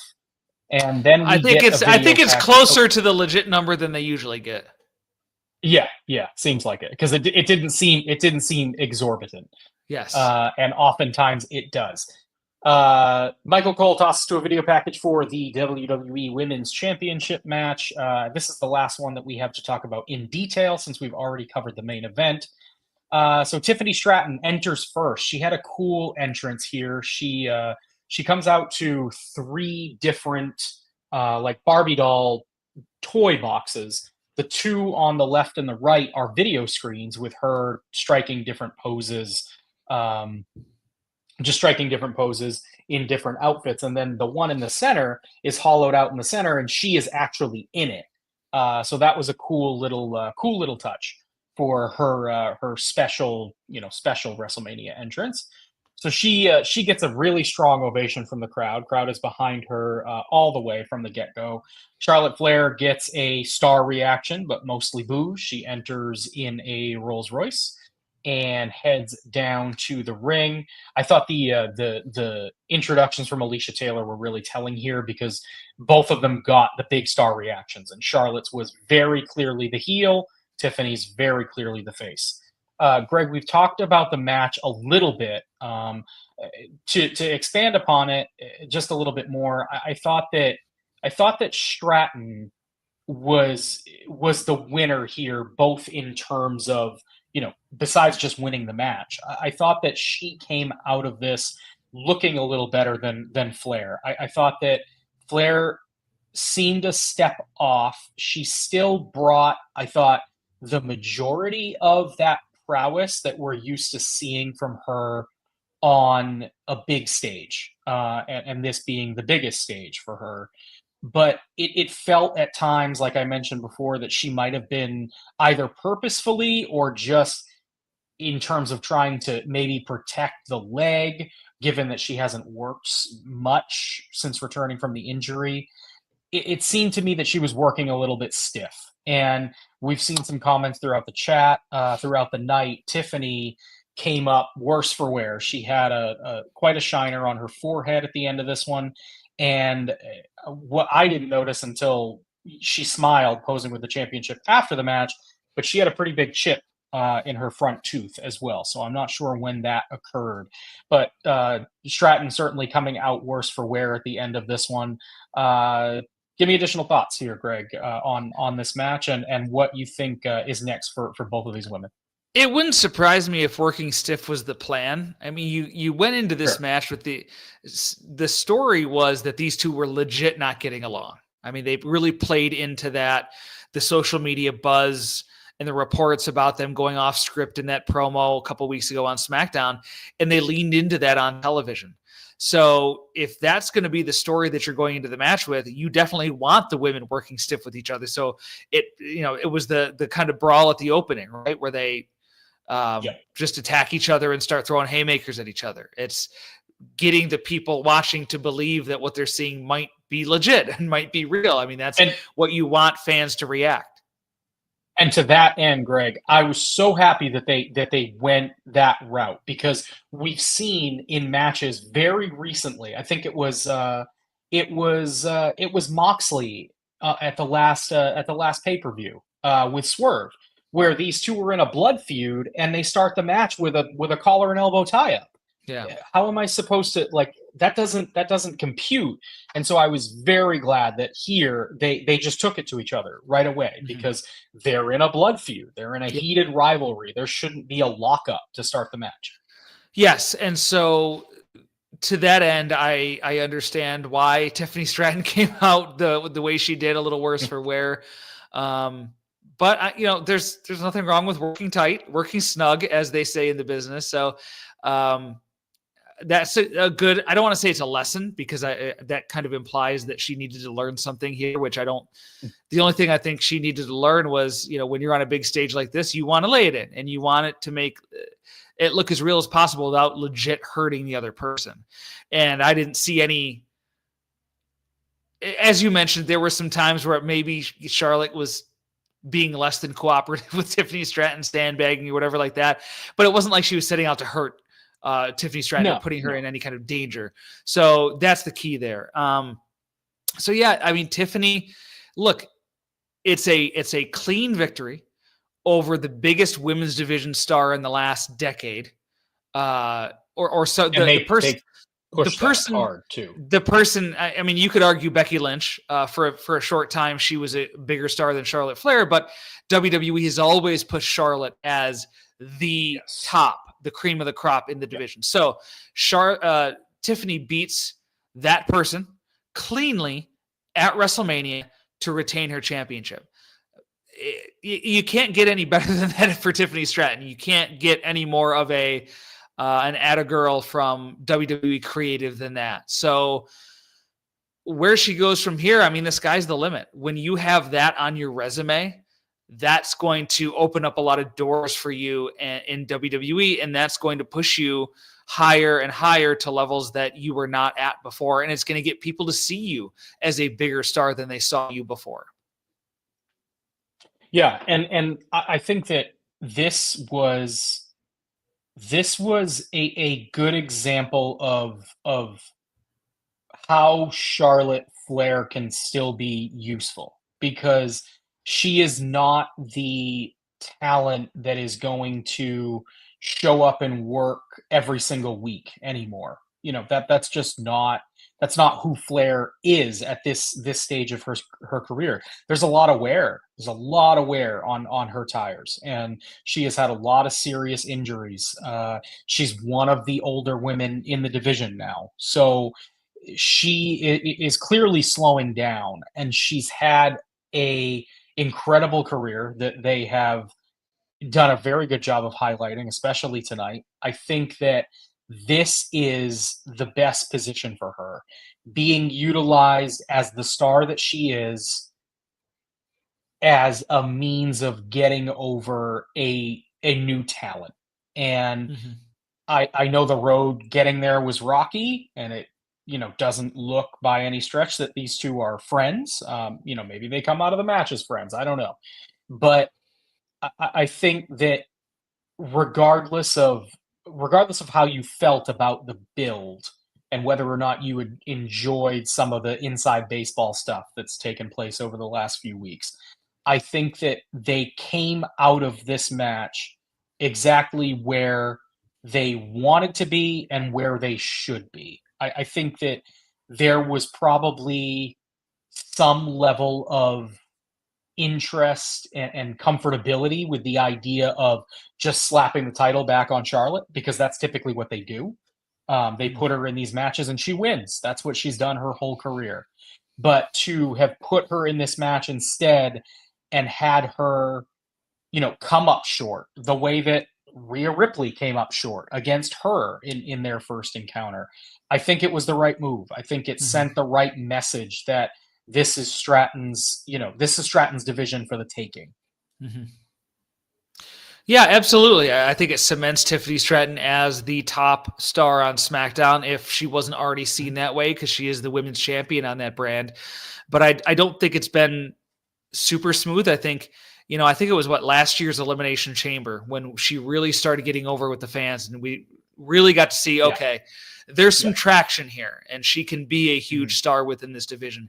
And then things kind of went sideways at various times. They had the deal with Nia Jax that didn't really go the direction that I think a lot of people thought it should have. It really held her back a little bit. It seemed like it was one step forward, two steps back a lot in her booking. But I think now she's finally gotten to a place where, okay, she's the top star now, and that's what she's going to be moving forward. And there's going to be no sideways booking. There's going to be no step back to go a step forward or anything like that. It's full steam ahead for Tiffany Stratton in the women's division right now. Yep. All right, Greg, I've got a couple more things I want to throw at you here. First, get a quick plug in here for pwtorch VIP. You can, of course, become a VIP member at pwtorch.com/go-VIP. That gets you a whole bunch of stuff. It's listed here on the screen for those of you watching us on YouTube or elsewhere. But for our audio listeners, it means ad-free podcasts, VIP-only podcasts, newsletter archives, 35 years worth, in fact, a weekly PDF newsletter, ad-free version of the website, so you can take a look at all your favorite columns. You can take a look at my pay-per-view and PLE reports, for example. Greg Parks' weekly column, my co-host here tonight. And then it also gets you VIP audio shows, The Fix with Todd Martin, that gets you the Wade Keller Hotline, Everything with Rich and Fan, Everything with Rich Fan. The post-event. Hey, it's 1 o'clock in the morning. We're going to cut you some slack. 1 o'clock in the morning. Give me a break, Rich and Fan.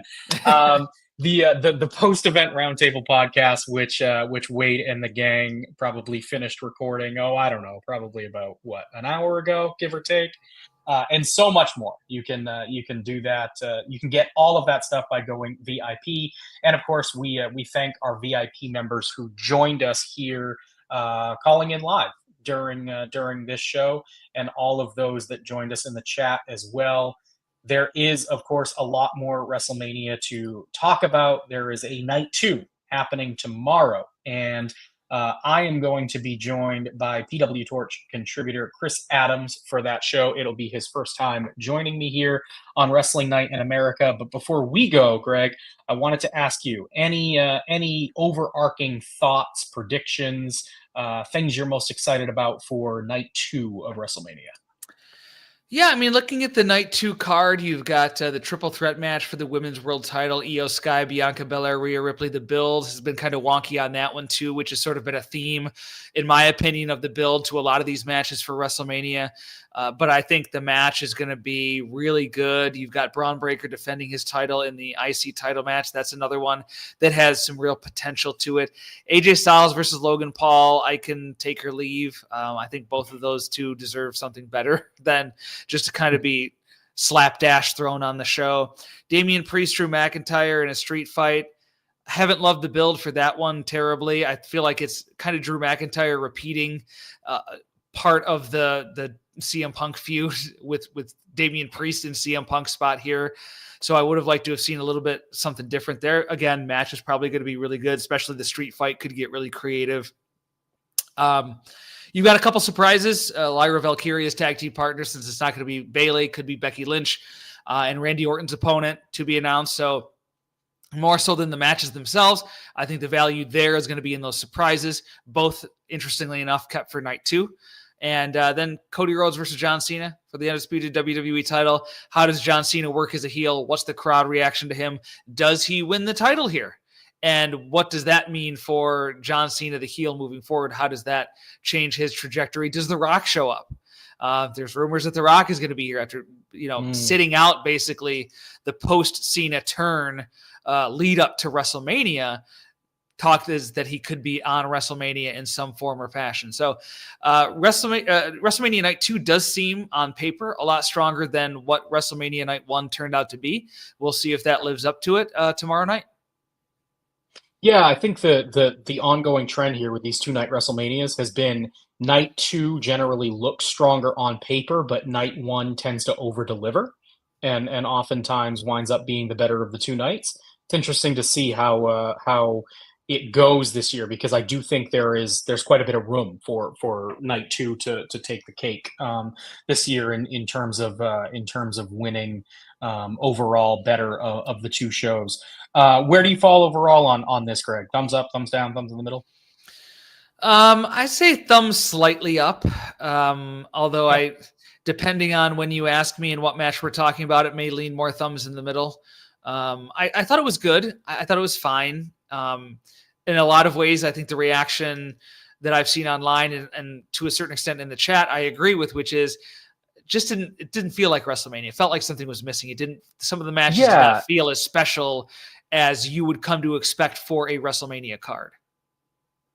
Yeah, I think that visual representation, our audio listeners won't be able to get this, but like before the main event, I think that I was like kind of here.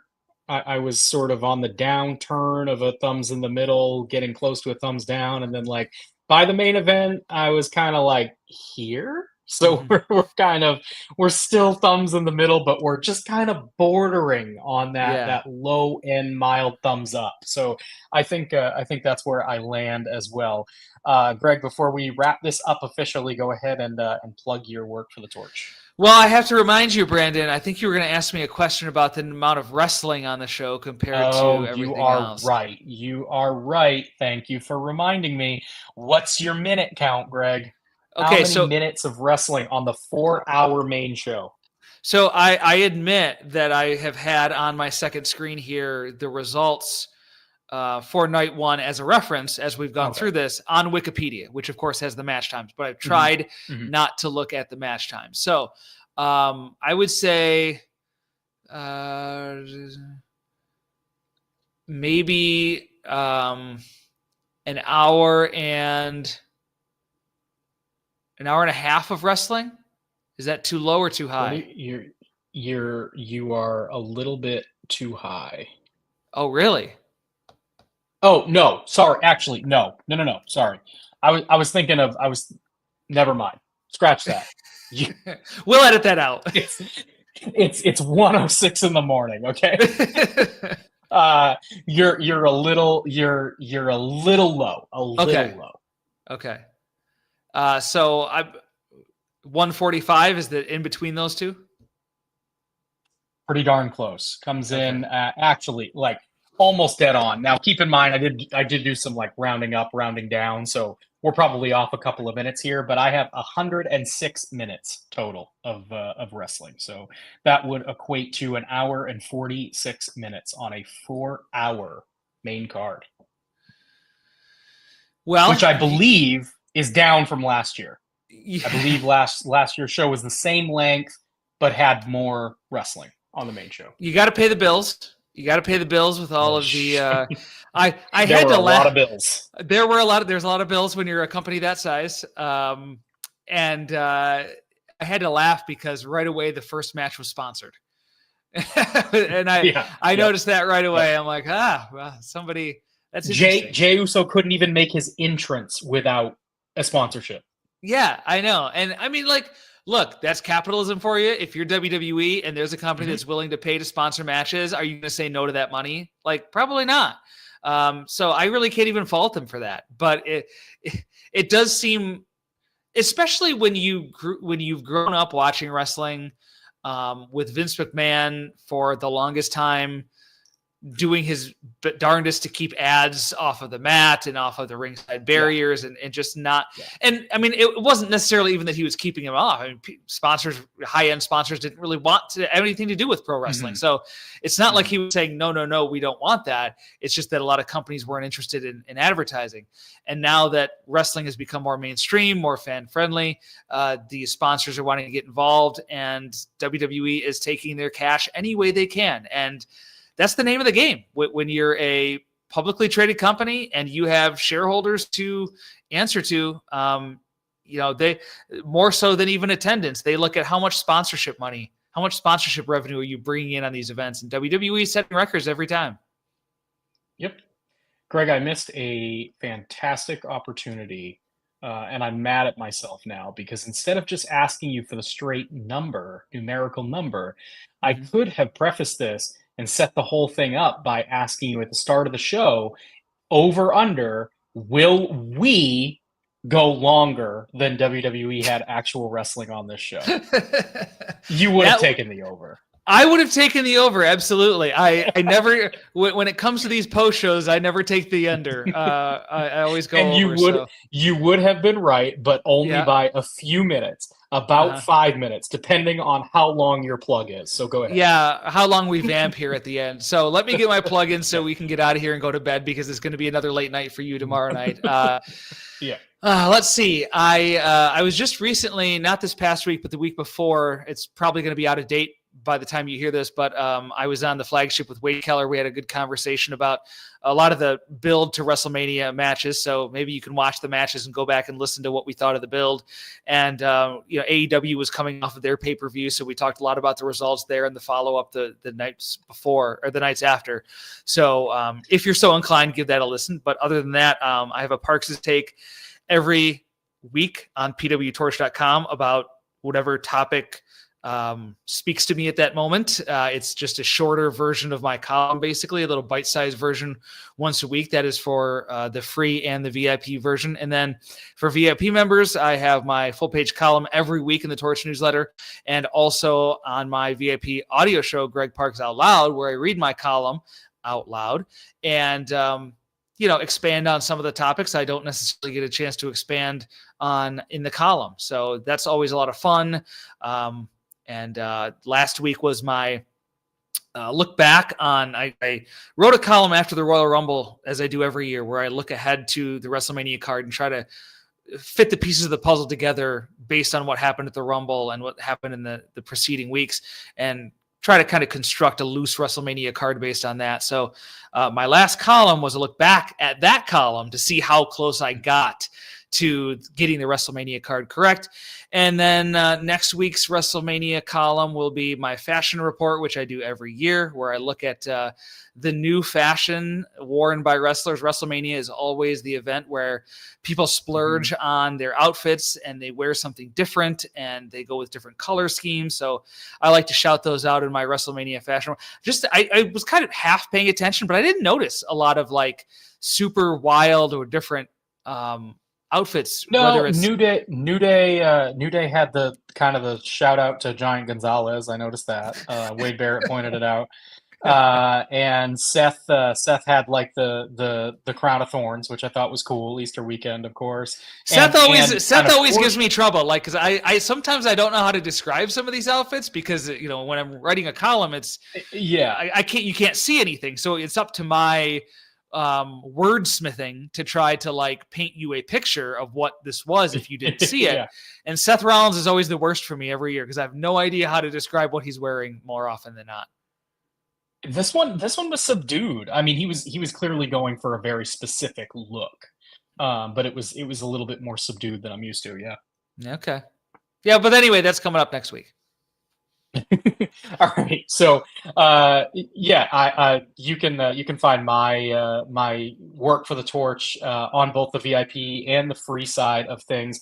I cover WWE PLEs and AEW pay-per-views. My alt perspective report goes up alongside Wade Keller's right on the PW Torch website. You can also find me hosting these shows after all of those PLEs and pay-per-views with one of several different co-hosts. I'm also a frequent guest on the Wade Keller Pro Wrestling Post Show as well, and I will of course be back right here tomorrow night for the Wrestling Night in America special edition for WrestleMania 41 Night 2. Greg will unfortunately not be here with me. We will miss him, but I will have, and am very excited to have, PW Torch contributor Chris Adams. So looking forward to that. Thanks so much to all of our VIP members for joining us, both on screen here. Got a couple of you on the show, and then all of you in the chat as well. And thanks so much to those of you choosing to listen to this after the fact as well. We certainly appreciate it. Greg, once again, thanks so much for joining me. And until next time, this has been Wrestling Night in America.